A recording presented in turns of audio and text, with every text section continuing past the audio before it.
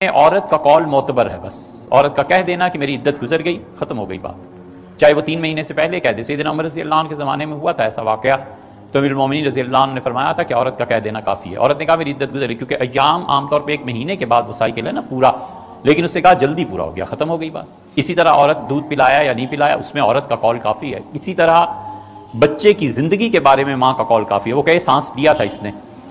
بس وراثت کے احکامات بدل جائیں گے، وہ کہ ذرا سا رویا تھا، وراثت کے احکامات وغیرہ وغیرہ سب چیزوں پہ اثر پڑتا ہے، تو اس لیے عدت میں عورت کا قول بھی کافی ہو جاتا ہے، طہارت میں عورت کا قول کافی ہے۔ تو جب میرے نکاح کی خبر چل رہی تھی کہ جی عدت نہیں ہے، عدت میں لوگوں کو بتا دوں کہ جب میں اپنے گھر سے نکلی تھی تو میرے گھر میں ہی میں عدت پوری کر کے نکلی تھی۔ میرے جو پچھلے ہسبینڈ تھے وہ ایک دین کے اوپر بڑا چلتے ہیں، انہوں نے کہا ہم پہلے یہ عدت گھر میں کریں گے، جیسے ایک قرآنی طریقہ تھا۔ اس کے بعد جب میں گھر سے نکلی، میں چاہتی تو میں اگلے دن بھی شادی کر سکتی تھی، میں نے تو اس کے 5-6 بلکہ شاید 7 مہینے بعد کی۔ تو یہ جو چیزیں ہیں نا، بس کیا دیکھیے، خاتون کی عدت جو ہے وہ شوہر کے گھر میں گزرے گی، چاہے وہ طلاق کی عدت ہے اور چاہے وہ خلع کے بعد کی عدت ہے، دونوں صورتوں میں خاتون کی عدت اس کے شوہر کے گھر میں گزرے گی۔ شوہر کے گھر میں گزرے گی تو نفقہ اور سکنہ دونوں شوہر کے ذمہ واجب ہے، اس کا جتنا مہینے کا خرچہ ہے شوہر اٹھائے گا، اور اس کو رہائش بھی شوہر۔ اور معلومات کسی متعین چیز کے بارے میں ترتیب نہ دی جا سکنے والی اطلاعات کو معلومات کہتے ہیں، اور معلومات یہ عام طور پہ علم کے لیے رکاوٹ بنتی ہیں۔ جیسے موبائل کھول لیا، بہت آسان ہے مثال اب تو دینا، اب وہ دیکھے چلا جا رہا ہے، اس میں پتہ نہیں کون کون سے کلپس ہیں، کیا ہے، خدا کی اطاعت کے بارے میں تقریریں ہیں، خدا کی نافرمانی کی بھی چیزیں ہیں، تو معلومات سے حاصل ہوتی چلی جا رہی ہے۔ یہ معلومات کا سمندر ہے جو اس کے ذہن کو منتشر اور پراگندہ کرے گا، اور اس کو علم نصیب نہیں ہوگا۔ اس سے ہر موضوع پہ بات کرا لیں، 2 منٹ، 1 منٹ، 4 منٹ، اور وہ بھی ناقص۔ اور علم والا تو 4 موضوعات ہی، چاہے ایک ہی موضوع جانتا ہو، اس سے بات کرا لیں 2 گھنٹے 4 گھنٹے ٹھوس اور جم کے، کیا مجال ہے کہ اس علم کے دائرے سے کہیں اور نکل جائے۔ وہ علم اس کو گھیر لیتا ہے، علم اس کو اپنے دائرے میں داخل کر لیتا ہے۔ جی السلام علیکم ورحمۃ اللہ وبرکاتہ، اللہم صلی علی محمد وعلی آل محمد۔ یہ جو آپ نے کلپ شیئر کیا نا علم اور معلومات میں فرق کے حوالے سے، میں اس حوالے سے ڈس ایگری کرتا ہوں کہ علم جو ہے نا وہ اس کو معلومات سے آپ نکال نہیں سکتے۔ یعنی یہ بات کہنا کہ اگر آپ کے پاس معلومات زیادہ آ گئی ہیں تو آپ ان کو جو ہے نا وہ کمبائن کر کے یا ان سے نیکٹر نہیں نکال سکتے، یا اس طرح کی آپ بات نہیں کر سکتے، یا آپ ان سے جو ہے وہ فہم نہیں حاصل کر سکتے، یا وہ معلومات جو ہیں وہ سمجھ لیجیے میسمرائز چیزیں ہیں، اور وہ جتنی زیادہ آتی رہیں گی اتنا ہی آپ کا علم خراب ہوگا۔ تو یہ بہت ہی غلط فکر ہے۔ ہو سکتا ہے ان سے لا علمی میں یہ چیز ہو گئی ہو، یا پھر یہ جان بوجھ کے کام کر رہے ہیں، کیونکہ اس کے اوپر جو انہوں نے مثال دی ہے نا موبائل والی، وہ بالکل ڈیفرنٹ ہے، ٹھیک ہے۔ یعنی معلومات اگر آپ کے پاس نہیں ہوں گی معاشرے کی کسی بھی معاملے کی، تو آپ اس کو سمجھ لیجئے، اس کو اکٹھا کر کے آپ استنباط کر کے کبھی بھی اس سے مسئلہ اخذ نہیں کر سکیں گے، ٹھیک ہے۔ ہاں یہ ضرور ہے کہ اگر کوئی عالم دین اس کا استنباط کرے گا یا اس سے کوئی مسئلہ اخذ کرے گا تو وہ ڈیفرنٹ ہوگا، اور ایک جاہل بندہ اگر وہ ان چیزوں کو لے کے تو وہ کرنا شروع کر دے گا، وہ مختلف ہوگا۔ فور ایگزامپل میں آپ کو مثال دیتا ہوں کہ اب حدیث کے اندر اگر کسی نے پڑھ لیا ایک جگہ پہ کہ جو کتا رکھنا جو ہے وہ منع ہے، اور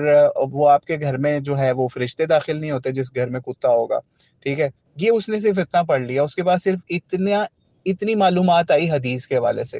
لیکن وہ اس کی ساری معلومات جب تک اکٹھی نہیں کرے گا اس کے حوالے سے جو بھی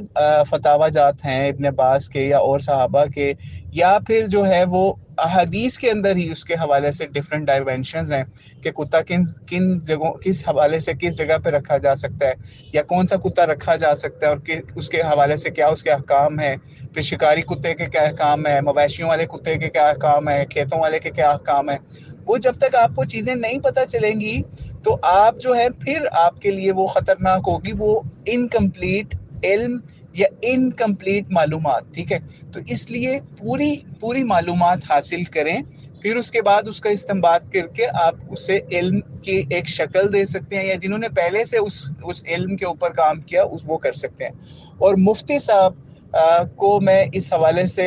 ایک چیز ان تک انشاءاللہ یہ بات پہنچ بھی جائے گی، یا اگر کوئی ان کا جاننے والا تو ان کو پہنچا دے کہ آپ نے علم اور معلومات میں جو یہاں پہ فرق کیا نا، میں یہی بات آپ کے اوپر منطبق کرنا چاہوں گا یا اس کا انطباق کرنا چاہوں گا کہ جو کام آپ نے کیا عمران خان اور اس کے علاوہ بشرا بی بی والے کیس کے اوپر، آپ خود ایک جگہ پہ کہتے ہیں کہ جو عورت کی عدت کا معاملہ ہے نا، وہ عورت کی گواہی کافی ہے اس عدت کے لیے، ٹھیک ہے۔ اگر عورت نے کہہ دیا میری عدت مکمل ہوئی تھی تو آپ کو اس کی بات ماننی پڑے گی، ٹھیک ہے۔ یہ تو ہوگی وہ معلومات یا وہ علم جو آپ نے خاص کانٹیکس میں بیان کیا۔ لیکن جب آپ کے اوپر پریشر آتا ہے کسی طرف سے بھی، تو آپ کو عدالت کے اندر کھڑا کر کے آپ سے کلوایا جاتا ہے کہ جناب یہ 2 دفعہ نکاح ہوا اور یہ ہوا اور وہ ہوا، تو پھر آپ کا وہ علم کہاں گیا تھا؟ یعنی آپ کی صرف ایک وہ ناقص معلومات کی وجہ سے، یعنی ایک معلوم بات ہوئی آپ کو کہ وہ جناب پریشر کے اندر ان لوگوں نے لوگوں کو ٹھنڈا کرنے کے لیے، جو لوگ باتیں کر رہے تھے کہ ان کی ابھی اتنا ٹائم نہیں ہوا تھا تو انہوں نے شادی کر لی، تو اس نکاح کی تجدید کر لی، بجائے اس کے کہ آپ اس معاملے کے اوپر عورت کی گواہی کو مان لیتے جو آپ خود کہتے ہیں، ٹھیک ہے۔ اور آپ کا علم بھی یہی کہتا تھا ایک زمانے کے اندر، وہ ہم کہیں گے تو وہ ویڈیو دکھا دیں گے، جب آپ کا علم بھی یہ کہتا تھا، معلومات بھی یہی کہتی تھی کہ عورت کی گواہی کافی ہے اس معاملے میں، تو پھر آپ نے کس وجہ سے وہ تماشا کھڑا کیا معاشرے کے اندر کہ ایک ناقص معلومات کی بنیاد کے اوپر یا ناقص معلومات کی بنیاد پہ آپ کو یہ فریضہ سونپا گیا کسی کی طرف سے کہ آپ نے عدالت کے اندر عمران خان کی بیوی کو، جس کا چہرہ جو ہے وہ لوگ نہیں دیکھتے یا حجاب کرتی ہے، اس کو آپ نے باقاعدہ جو ہے اس کو ننگا کرنا ہے، اس حوالے سے اس کے اوپر فحاشی کا الزام لگانا ہے، اس کے اوپر بدکاری کا الزام لگانا ہے، اور یہ سب الزامات لگا کے جب آپ 4 گواہ بھی اس کے اوپر نہیں پیش کر سکتے تو آپ خود سوچ لیجئے کہ آپ کی اس معلومات کے اوپر کس علم کا کیا فتویٰ لگے گا، ٹھیک ہے۔ تو اس وجہ سے، کیونکہ دیکھیں عورت کا معاملہ ہے، اس کی عدت کا معاملہ ہے، اس کے حیض کا معاملہ ہے، وہ ان چیزوں کو کوئی بھی کیمرہ لگا کے جج نہیں کر سکتا۔ عورت نے خود بتانا ہے کہ میرا یہ معاملہ ہوا تھا، ٹھیک ہے، اور اتنے میرے دن ہوئے تھے تو میرا جو ہے وہ پہلا سائیکل پورا ہو گیا تھا اور میری عدت اس حوالے سے میری عدت پوری ہو چکی ہے طلاق کے بعد۔